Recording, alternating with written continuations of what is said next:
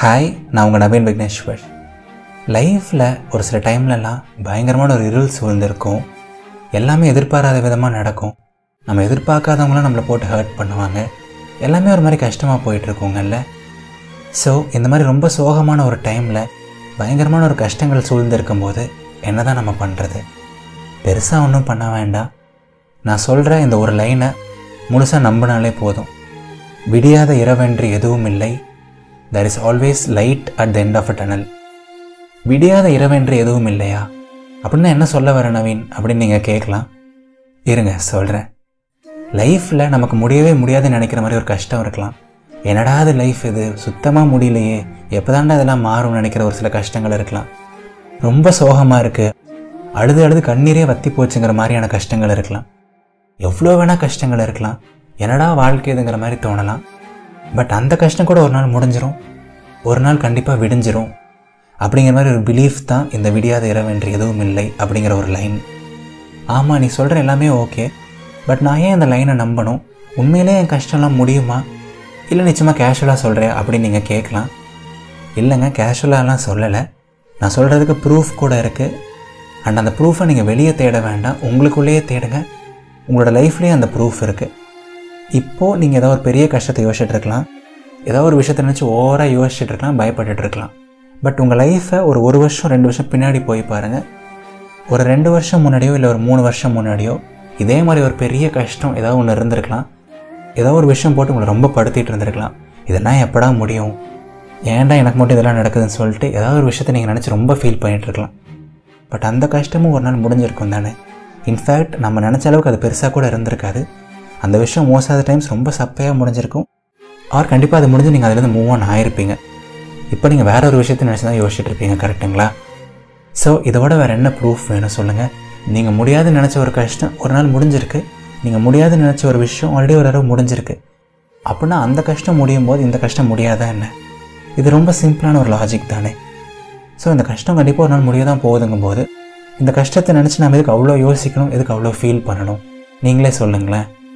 So நம்ம முன்னாடி சொல்கிற ஒரு லைன், விடியாத இரவென்று எதுவும் இல்லை, there is always light at the end of the tunnel. நான் ஒத்துக்கிறேங்க, இந்த மாதிரி அவ்வளோ ஈஸியாக எடுத்துக்க முடியாது, இந்த மாதிரி சிம்பிளாக யோசிச்சுட்டு இந்த கஷ்டத்தையும் விட முடியாது. பட் இந்த மாதிரி ஒரு ஆட்டிடியூட் நீங்கள் வளர்த்துக்கிட்டீங்க, அட பரவாயில்ல, இது எப்படி இருந்தாலும் என்ன, இது கண்டிப்பாக ஒரு நாள் முடிஞ்சிடும், இதெல்லாம் அவ்வளோ பெரிய விஷயம் இல்லை அப்படிங்கிற மாதிரி நீங்கள் ஒரு சின்ன ஆட்டிடியூட், ஒரு சின்ன தாட் உங்கள் மைண்டில் விதைச்சிங்கன்னா கூட அந்த கஷ்டம் முடியுதோ இல்லையோ அட்லீஸ்ட் அந்த கஷ்டத்தை தாங்கிறதுக்கான ஒரு மன தைரியம் உங்களுக்கு கிடைக்கும். அந்த கஷ்டம் உங்களுக்கு கொஞ்சம் லைட்டாக தெரிய ஆரம்பிக்கும். உங்களுக்கு ஒரு நல்ல ஆட்டிடியூட் வரும். அண்ட் அந்த நல்ல ஆட்டிடியூடே உங்களை அந்த கஷ்டத்தை ஹேண்டில் பண்ண தயார்படுத்தும். அண்ட் யாருக்கு தெரியும், இந்த ஆட்டிடியூட்னால உங்களுக்கு எல்லா பெரிய கஷ்டம் கூட சின்னதாக தெரிய ஆரம்பிக்கலாம். கரெக்டுங்களா? ஸோ பெரிய பெரிய லெஜண்ட்ஸ்லாம் சொல்கிறது எல்லாமே மைண்டில் தான் இருக்குது. நம்ம யோசிக்கிறது, ஃபீல் பண்ணுறது, பயப்படுறது எல்லாமே மைண்டில் தான் இருக்குது அப்படின்னு சொல்கிறாங்க. ஸோ என்ன இந்த பெரிய கஷ்டமாக என்ன, இதுவும் கண்டிப்பாக ஒரு நாள் முடிஞ்சிடும் அப்படின்னு சொல்லிட்டு அதை லைட்டாக எடுத்துக்கிட்டாலே பாதி கஷ்டம் முடிஞ்ச மாதிரி தான். அந்த கஷ்டம் ஒன்றுமே இல்லாமல் போயிடும், அந்த கஷ்டத்துக்கான பவரே இல்லாமல் போயிடும். ஓகேங்களா? ஸோ நீங்கள் ஃபீல் பண்ணுறது பெரிய பிரச்சனையாக சின்ன பிரச்சனைங்கிறதெல்லாம் முக்கியம் கிடையாது.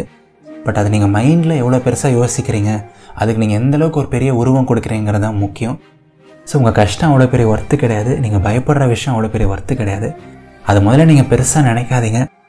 என்னது பெரிய கஷ்டமாக என்ன, அதெல்லாம் ஒன்றும் இல்லை, என்னால் ஹேண்டில் பண்ண முடியும், அதெல்லாம் ஒன்றும் இல்லை, என்ன வந்தாலும் நான் பார்த்துக்கிறேன், இதோட பெரிய பெரிய விஷயத்தையே பார்த்தாச்சு அப்படிங்கிற மாதிரி நினச்சிக்கோங்க. ஏன்னா அதுதான் உண்மையும் கூட.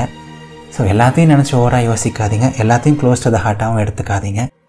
எவ்வளோ பெரிய கஷ்டமாக இருந்தாலும் சரி, எவ்வளோ பெரிய சேலஞ்சஸாக இருந்தாலும் சரி, எவ்வளோ பெரிய வலியாக இருந்தாலும் சரி, கண்டிப்பாக எல்லாம் ஒரு நாள் சீக்கிரம் சரியாகிடும். உங்கள் லைஃப்பும் ஒரு நாள் நீங்கள் ஆசைப்பட்ட மாதிரி மாறும். எல்லாத்துக்குமே கொஞ்சம் டைம் தேவைப்படும், அவ்வளோதானே தவிர நீங்கள் பொறுமையாக இருந்தாலே போதும், உங்களால் முடிஞ்ச பெஸ்ட்டை கொடுத்தாலே போதும். அந்த கஷ்டத்தை ரொம்ப பெருசாக நினைக்காதீங்க, அதுக்கு ரொம்ப ரெஸ்பெக்ட் கொடுக்காதீங்க, அது சும்மா சாதாரண ஒரு விஷயமா நினைங்க. ஓகேவா? எப்பவுமே முழு மனசாக பிலீவ் பண்ணுங்கள், வாழ்க்கை ரொம்ப ரொம்ப அழகானது.